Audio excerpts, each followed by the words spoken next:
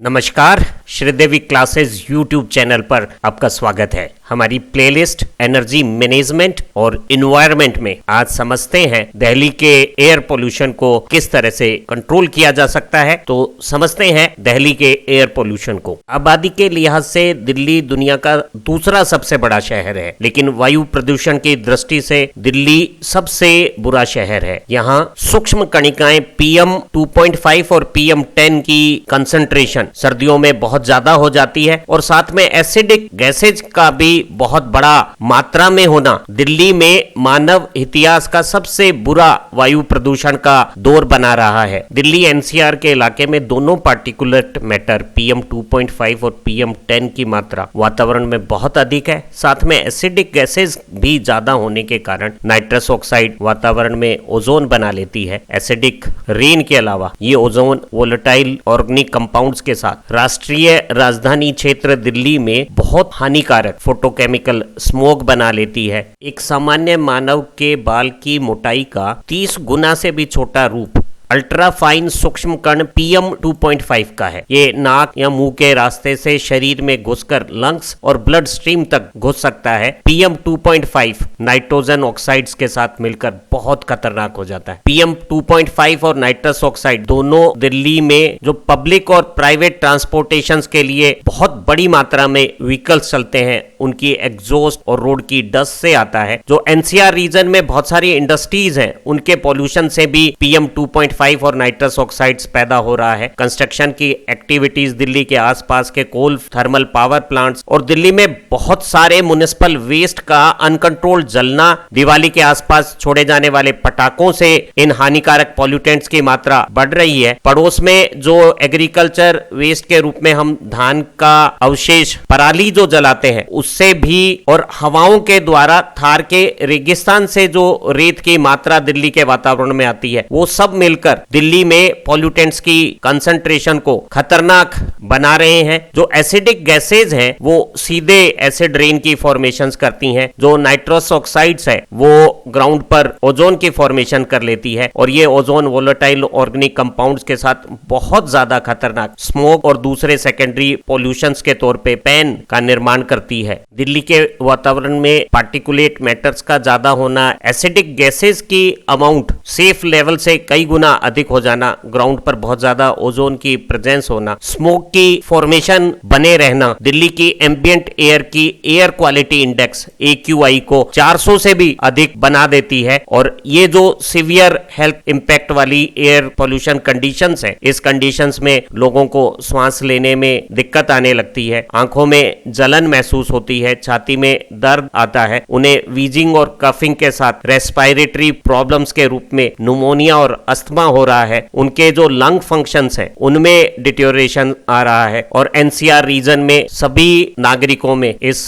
बदतर air pollution के कारण लाइफ एक्सपेक्टेंसीज में भी 3 से 5 साल की कमी देखी जा रही है। और कोविड-19 कोरोना अटैक की इन विषम परिस्थितियों में ये एयर पोल्यूशन कहीं बहुत ज्यादा जानलेवा ना साबित हो जावे, इसकी चिंता भी सता रही है। जब दिल्ली में पोल्यूशन का स्तर अनियंत्रित अधिक हो जाता है तो हम कुछ आपातकालीन मेजर के रूप में दिल्ली में हैवी व्हीकल और ट्रक्स की एंट्री रोक देते हैं। हमने दिल्ली में सारे थर्मल पावर प्लांट और डीजल जनरेटर सेट को बैन कर दिया है। दिल्ली के अड़ोस पड़ोस के भी थर्मल प्लांट्स की जनरेशंस को घटाने की बात होती है। दिल्ली में जो सॉलिड वेस्ट का गार्बेज है, उसकी लैंडफिल्स में जो बर्निंग है, उसे वाटर का स्प्रे करके रोका जाता है। हम सभी तरह की कंस्ट्रक्शन एक्टिविटीज को रोक देते हैं। दिल्ली के आसपास सारे ईंट के भट्टे, हॉट मिक्स प्लांट और स्टोन के क्रशर्स हटा दिए गए हैं। दिल्ली में ट्रैफिक के पॉल्यूशन को कम करने के लिए जब पॉल्यूशन बहुत ज्यादा हो जाता है तो हम ओड और इवन स्कीम से प्राइवेट व्हीकल्स को चलाते हैं। छोटे बच्चे और वृद्ध नागरिकों को घर पे ही रहने की सलाह दी जाती है और हमने पिछले दिनों भारत स्टैंडर्ड 6 का फ्यूल और व्हीकल्स रोड पर प्रयोग करने शुरू कर दिए हैं। इससे हमारी नाइट्रस ऑक्साइड की एमिशंस में और पार्टिकुलेट मैटर के एमिशंस में भारी कमी आई है और कुछ हद तक पॉल्यूशन पर नियंत्रण आया है। दिल्ली के बदतर जानलेवा एयर पोल्यूशन और एयर क्वालिटी इंडेक्स का हमेशा सीवियर 400 प्लस की कोटि में रहने के अनेक कारण हैं। बहुत अधिक मात्रा में ट्रांसपोर्टेशन के व्हीकल का होना, सराउंडिंग में इंडस्ट्रीज का पोल्यूशन करना, कंस्ट्रक्शन एक्टिविटीज और लैंडफिल्स में सॉलिड वेस्ट का रिफ्यूज अनचाहा अनकंट्रोल्ड जलना, दिवाली में पटाखों का छोड़ना, हवाओं के प्रवाह से दिल्ली एनसीआर रीजन में मरुस्थल की रेत के कणों का आना और अड़ोस पड़ोस में जो पराली का जलाना है वो भी दिल्ली एनसीआर में पॉल्यूशन की अमाउंट बढ़ा देता है। और हिमालय के इस रोग के कारण दिल्ली और उत्तर प्रदेश के इलाकों में जो स्मोक की फॉर्मेशन है वो भी दिल्ली के एनवायरनमेंट को खराब कर रही है। जब पॉल्यूशन करने के बहुत सारे कारण हो तो हमें पॉल्यूशन रोकने के लिए भी इन सभी कारणों पे एक इंटीग्रेटेड अप्रोच अपनानी होगी ताकि हम दिल्ली की एयर को हेल्दी कंडीशंस के लिए एयर क्वालिटी इंडेक्स को गुड या सेटिस्फैक्ट्री के जोन में हम ले आवे। पॉल्यूशन के असर को कम करने के लिए दिल्ली शहर की प्लान और डिजाइन को हमें इन्वायरमेंट सेंट्रिक बनाना होगा और दिल्ली की टोपोग्राफी और जो मेट्रोलॉजिकल फैक्टर है उनका भी प्रभावी रूप से पॉल्यूशन रोकने के लिए इस्तेमाल करना होगा। एक सावधान और प्रभावी प्लानिंग से पॉल्यूशन करने वाले जो पॉइंट सोर्सेज हैं जैसे इंडस्ट्रीज हैं, सॉलिड वेस्ट के डिस्पोजल की लैंडफिल्स हैं, ट्रीटमेंट प्लांट्स हैं या ट्रांसपोर्टेशन के जो रूट्स हैं उन्हें आबादी से दूर रखना चाहिए और आबादी और पॉल्यूशन के बीच में ओपन स्पेस में ग्रीनरी के द्वारा बफर जोन्स बना के रेजिडेंट्स के लिए जो इन्वायरमेंट कंडीशंस है उन्हें हेल्दी बनाना चाहिए। आबादी क्षेत्र में एयर क्वालिटी को अच्छा बनाने के लिए जो ओपन स्पेस और ग्रीन बफर जोन्स बनाए जाते हैं इनको लगातार बनाकर रखने के लिए मजबूत नियम और उनका सख्ती से इन्फोर्समेंट बहुत जरूरी है। दिल्ली के एयर पोल्यूशन का एक बड़ा कारण बहुत बड़ी मात्रा में सॉलिड वेस्ट का एक बड़े इलाके में लैंडफिल्स में इकट्ठा करना है जो वहां लगातार सड़ते हुए पॉल्यूटेंट्स बना रहा है और अनेक बार इसमें अनियंत्रित रिफ्यूज बर्निंग शुरू हो जाती है जो पार्टिकुलेट PM 2.5 और एसिटिक गैसेस, नाइट्रस ऑक्साइड और सल्फर डाइऑक्साइड की मात्रा दिल्ली के वातावरण में बढ़ा रहा है। दिल्ली में एयर पोल्यूशन को कंट्रोल करने के लिए सभी प्रकार के सॉलिड वेस्ट की रिफ्यूज बर्निंग को पूरी तरह से रोकना जरूरी है। दिल्ली का प्रत्येक व्यक्ति प्रतिदिन औसतन आधा kg के आसपास सॉलिड वेस्ट को जनरेट कर रहा है। हमें इस तरह से सॉलिड वेस्ट की बढ़ती हुई मात्रा और उसमें रिफ्यूज बर्निंग से होने वाले एयर पोल्यूशन को रोकने के लिए 3R स्ट्रेटेजी को इंप्लीमेंट करना पड़ेगा। अर्थात हमें रिड्यूस, रीयूज और रिसाइकिल पॉलिसी को सॉलिड वेस्ट मैनेजमेंट के लिए इस्तेमाल करना होगा। उसके लिए वेस्ट के कलेक्शंस को सेग्रेट करके और रीयूजेबल मटेरियल्स को रेस्पेक्टिव प्लांट्स में भेजना होगा। हमें सभी नागरिकों को durable, long lasting, better quality की प्रोडक्ट्स को यूज करना और सिंगल यूज प्रोडक्ट्स की अमाउंट को घटाने की बात करनी होगी ताकि वेस्टेज रिड्यूस हो जाए। वेस्टेज को दोबारा इस्तेमाल करना और रिसाइकलिंग के लिए हमें सभी प्रकार के वेस्ट का सेपरेशंस कर लेना चाहिए ताकि उनका हम रीयूज और रिसाइकलिंग ज्यादा बढ़िया तरीके से कर सकें और सभी कंबस्टिबल वेस्ट को हम एनवायरमेंट फ्रेंडली इंसिनरेशन प्रोसेस से एनर्जी प्रोड्यूस कर सकते हैं। इंदौर नगर निगम पूरे शहर के गीले कचरे और सूखे कचरे को सेपरेट करता है और सूखे कचरे में रीयूज और रिसाइकिल के मटेरियल्स को सेपरेट करके बचे हुए सूखे कचरे से एनर्जी प्रोडक्शन का काम कर रहा है। वहीं गीले कचरे की लेयर्स के ऊपर प्रतिदिन एक सामान्य मिट्टी की परतें लगा के और यहाँ डीकंपोजिंग एलिमेंट्स का इस्तेमाल करते हुए बायोडिग्रेडेबल जो कचरा है उसे ट्रेंचेज में स्टोर करके और कुछ दिनों की एक्टिविटीज से मैन्योर बना लिया जाता है। या फिर इस तरह के जो डाइजेस्टर्स हैं उनकी मदद से न केवल मैन्योर बल्कि बायोगैस बना ली जाती है और उस बायोगैस का हम इस्तेमाल ट्रांसपोर्टेशन व्हीकल्स में भी कम पॉल्यूशंस के मूवमेंट्स के लिए कर रहे हैं। इकोनॉमिक ग्रोथ के कारण दिल्ली में कंस्ट्रक्शन इंडस्ट्री का साइज बहुत बड़ा है और कंस्ट्रक्शन इंडस्ट्री के कारण दिल्ली के एयर में पार्टिकुलेट मैटर का पॉल्यूशन PM 10 और PM 2.5 बनता है। इसे रोकने के लिए हमें कंस्ट्रक्शन साइट के चारों तरफ एक बढ़िया फेंसिंग कर देनी चाहिए और हवा के अक्रॉस ऑब्स्ट्रक्शंस लगा के विंड की स्पीड्स को कम रखना चाहिए और कंस्ट्रक्शन इंडस्ट्री के दौरान जो एयरबोर्न डस्ट पार्टिकल्स हैं उन्हें ट्रैप करने के लिए वाटर की फॉगिंग करनी चाहिए। कंस्ट्रक्शन के दौरान हमें अधिकाधिक प्री फैब्रिकेटेड मटेरियल का इस्तेमाल करना चाहिए। कंस्ट्रक्शन साइट्स पर कटिंग, ग्राइंडिंग और ड्रिलिंग जैसी एक्टिविटीज ओपन एरिया में कम करनी चाहिए। दिल्ली में एयर पोल्यूशन का एक बड़ा कारण ट्रांसपोर्टेशन सर्विस के लिए डीजल और पेट्रोल से चलने वाले बहुत बड़ी संख्या के प्राइवेट व्हीकल हैं। दिल्ली के लिए नेशनल अर्बन ट्रांसपोर्ट पॉलिसी है, वो पब्लिक ट्रांसपोर्ट को शहर में मजबूत करने की बात को प्राथमिकता देती है और पब्लिक ट्रांसपोर्ट व्हीकल को साफ सुथरे फ्यूल और अच्छी टेक्नोलॉजीज के साथ ऑपरेट करने की बात कहती है। हमें battery operated hybrid public transport buses या फिर सीएनजी या एलपीजी से चलने वाले पब्लिक ट्रांसपोर्ट फैसिलिटीज को इंक्रीज करना है और 20% एथेनॉल की ब्लेंडिंग वाले बायोफ्यूल को बढ़ावा देने के लिए बायोफ्यूल के कल्टीवेशंस को, प्रोडक्शंस को और यूज को प्रमोट करना है, ताकि हमारे शहरों में बायोफ्यूल के इस्तेमाल के साथ एयर पोल्यूशन के लेवल में कमी लाई जा सके। हमने दिल्ली शहर में लोगों की जरूरतों के मुताबिक एक multi modal urban transport network develop कर लिया है, जिसमें दिल्ली मेट्रो 6 रूट्स पर अपनी सर्विसेज प्रोवाइड करती है और हमने बहुत सारे रूट्स पर बस रैपिड ट्रांजिट सिस्टम्स को भी ऑपरेशनल कर रखा है। दिल्ली में वेहिकुलर एमिशंस के इफेक्टिव कंट्रोल के लिए हमें अवॉइड, शिफ्ट और इम्प्रूव अप्रोच को प्रयोग में लेना चाहिए। इसमें अवॉइड स्ट्रेटेजीज के रूप में हमें ट्रेवल डिमांड को रिड्यूस करना चाहिए। कम्युनिकेशन इंफ्रास्ट्रक्चर को सुधार करके हम वर्क फ्रॉम होम अप्रोच को बढ़ावा दे सकते हैं। अच्छी इंटीग्रेटेड लैंड यूज और ट्रांसपोर्ट प्लानिंग के साथ हम लोगों के रहने की जगहों को उनके वर्क प्लेस के करीब बना सकते हैं। आमतौर पे जो शहर होते हैं उनमें एक कार्य क्षेत्र का एक डोमिनेट सेंटर होता है और बहुत सारे सब सेंटर्स होते हैं और लोग हैप्पीली रहते हुए बहुत सारे रेडियल और रैंडम मूवमेंट करके ट्रांसपोर्टेशन की नीड्स को बढ़ा देते हैं। अगर हम अर्बन विलेज मॉडल की जैसे प्लानिंग करें और लोगों के घरों के पास ही उनके काम की स्थितियां हो जाएं, तो उनका जो मूवमेंट है वो कम होगा और लोग पैदल या बाईसाइकिल पर भी अपने घर से काम की जगहों पर जा सकेंगे। व्हीकुलर पॉल्यूशन के एमिशन को रोकने की जो शिफ्ट स्ट्रेटजी है उसमें हमें प्राइवेट की बजाय पब्लिक ट्रांसपोर्टेशन की तरफ मूव करना चाहिए। मोटराइज्ड मोड की बजाय हमें नॉन मोटराइज्ड साइकिल या पैदल ट्रांसपोर्ट की ऑप्शंस को प्रमोट करना चाहिए और रोड ट्रांसपोर्टेशन के बजाय कम पॉल्यूशन वाली एनर्जी एफिशिएंट रेल ट्रांसपोर्टेशन को वरीयता देनी चाहिए। हम दिल्ली शहर में प्राइवेट व्हीकल की ओनरशिप को घटाने के लिए पिछले दिनों टैक्सेशन पॉलिसीज में टैक्स वैल्यूज को इंक्रीज कर रहे हैं, पार्किंग फीस को बढ़ा दिया है हमने, रोड यूजेज की फीस को बढ़ा रहे हैं और साथ ही साथ हम एक ऐसा फंक्शनल, सुविधाजनक और किफायती पब्लिक ट्रांसपोर्ट सिस्टम भी डेवलप कर रहे हैं। पब्लिक ट्रांसपोर्ट फ्लीट को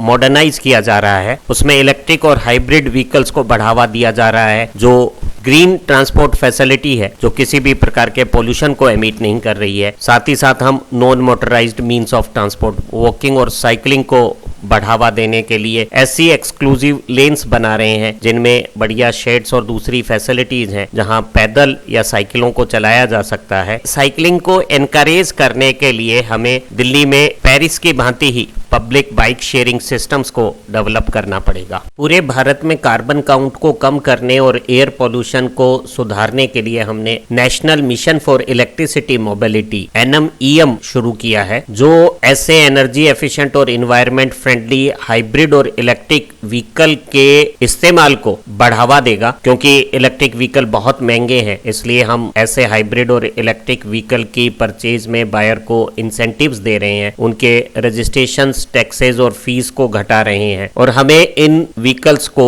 इस्तेमाल में सुविधा देने के लिए जो चार्जिंग स्टेशंस का इंफ्रास्ट्रक्चर है जो इनकी बैटरीज को चार्ज करेगा उसे भी डेवलप करना होगा। व्हीकल्स के पोल्यूशन एमिशंस को घटाने के जो इम्प्रूव स्ट्रेटेजी है उसका फोकस फ्यूल एफिशिएंट व्हीकल्स की टेक्नोलॉजी के इम्प्रूवमेंट पर है। हमने फ्यूल क्वालिटी को इनहेंस किया है और ऐसे व्हीकल इंजन को डिजाइन किया है जो पोल्यूशन को कंट्रोल कर रहे हैं। हमने लो सल्फर वाला भारत स्टैंडर्ड 6 क्वालिटी का फ्यूल इंट्रोड्यूस कर दिया है और भारत स्टैंडर्ड 6 के जो व्हीकल एमिशन नॉर्म्स हैं उन्होंने NOx नाइट्रस ऑक्साइड के पॉल्यूशंस को भी घटा दिया है और जो पार्टिकुलेट मैटर के एमिशंस हैं उन्हें भी घटा दिया है। है। जो नए भारत स्टैंडर्ड 6 व्हीकल्स के इंजन्स हैं उनमें हम इलेक्ट्रॉनिक कंट्रोल से फ्यूल और एयर के रेशो को कंट्रोल करके नाइट्रस ऑक्साइड के एमिशंस को कम कर रहे हैं। फ्लू गैस के पाथ में हम डीजल पार्टिकल को फिल्टर कर रहे हैं और एक सेलेक्टिव कैटालिटिक कन्वर्टर में फ्लू गैसेस के साथ अमोनिया मिलाकर नाइट्रस ऑक्साइड को नाइट्रोजन और पानी में बदलकर एनवायरनमेंट में छोड़ रहे हैं ताकि एनवायरनमेंट में पार्टिकुलेट मटेरियल और नाइट्रस ऑक्साइड का एमिशन कम हो जाए। नए भारत स्टैंडर्ड 6 व्हीकल्स के इंजन्स में हम ऐसा फ्यूल इस्तेमाल कर रहे हैं जिसमें नाइट्रोजन के ऑक्साइड्स कम एमिट होंगे और एक इलेक्ट्रॉनिक कंट्रोल एग्जॉस्ट में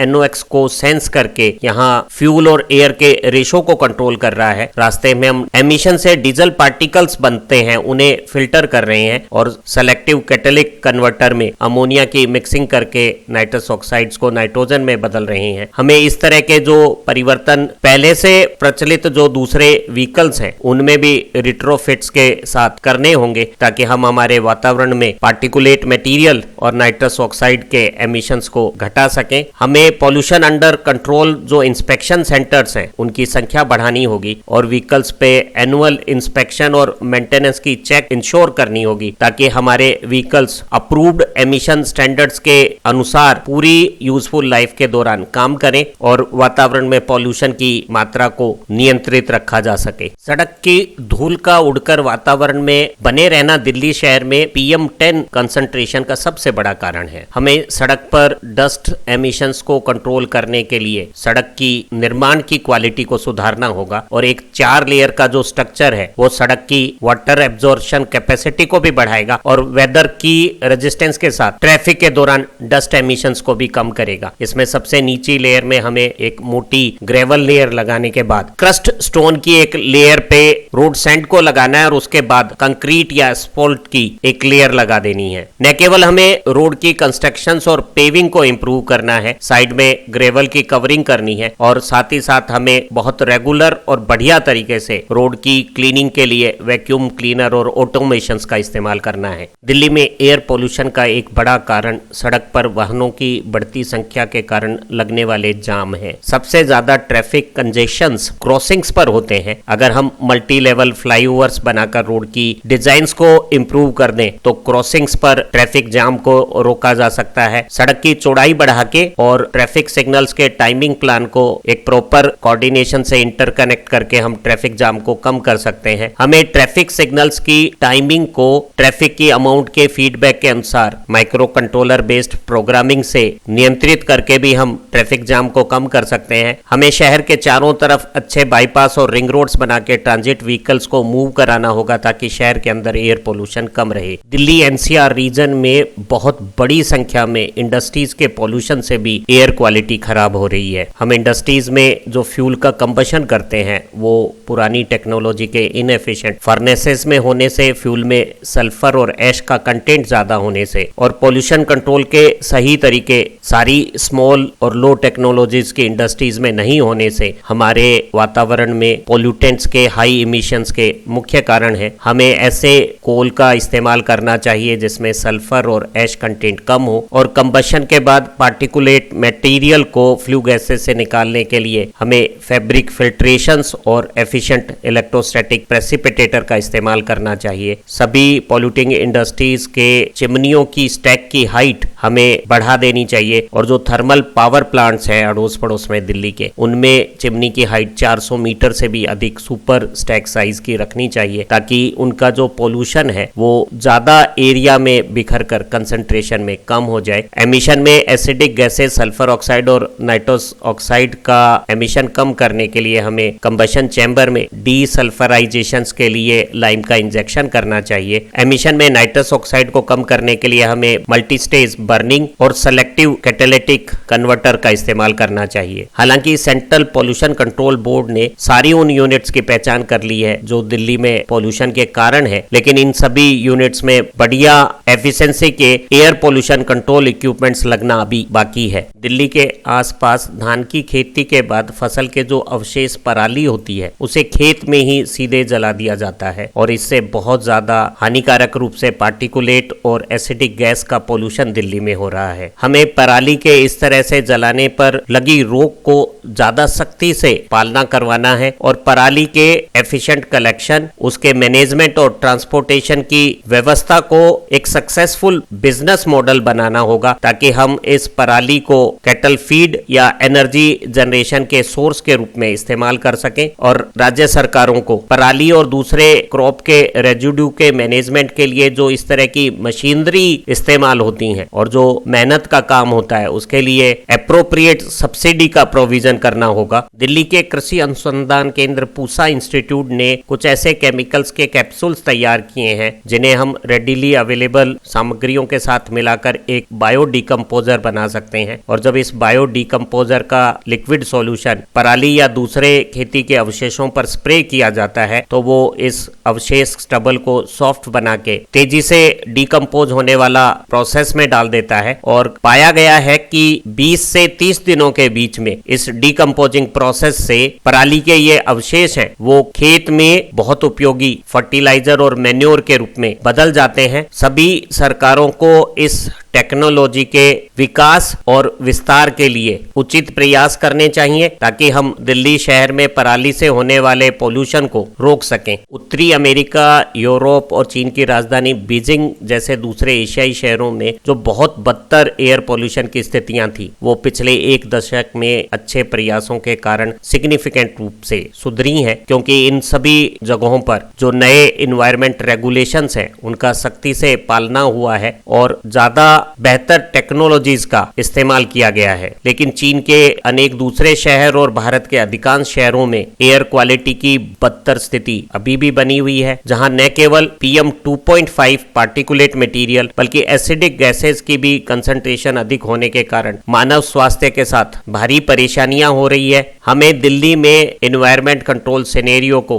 सुधारने की बहुत ज्यादा जरूरत है। इसके लिए हमें लगातार मॉनिटरिंग करनी होगी और विजिलेंस के साथ एनवायरमेंट कानूनों की स्ट्रिक्ट इन्फोर्समेंट करनी होगी। अच्छे एयर पॉल्यूशन कंट्रोल इक्विपमेंट की स्थापनाएं करनी होगी ताकि दिल्ली की एयर क्वालिटी को सुधारा जा सके। ध्यान रहे, जब दिल्ली में एयर पोल्यूशन कम होगा तो लोग ज्यादा स्वस्थ रहेंगे, उनके मेडिकल एक्सपेंसेस घटेंगे, उत्पादकता बढ़ेगी और वो देश के विकास में ज्यादा GDP बनाकर इकोनॉमिक प्रोग्रेस में सहारा बनेंगे। लेकिन ध्यान रहे, पोल्यूशन कंट्रोल में सिर्फ सरकार के प्रयास पर्याप्त नहीं है, सारी कम्युनिटी का पार्टिसिपेशन बहुत ज्यादा जरूरी है ताकि हम दिल्ली और NCR को पोल्यूशन फ्री और ज्यादा हेल्थियर प्लेस बना सकें। उम्मीद है आज की इस वीडियो से हमें दिल्ली के एयर पोल्यूशन के कारणों को समझते हुए किस तरह से उन पर नियंत्रण किया जा सकता है इसकी जानकारी मिली है। हम अच्छा मोटिवेशन का माहौल बनाकर दिल्ली के एयर पोल्यूशन को कंट्रोल कर पाएंगे और हम सभी स्वस्थ रहें और देश की कामयाबी में योगदान दें। इसी कामना के साथ थैंक यू वेरी मच।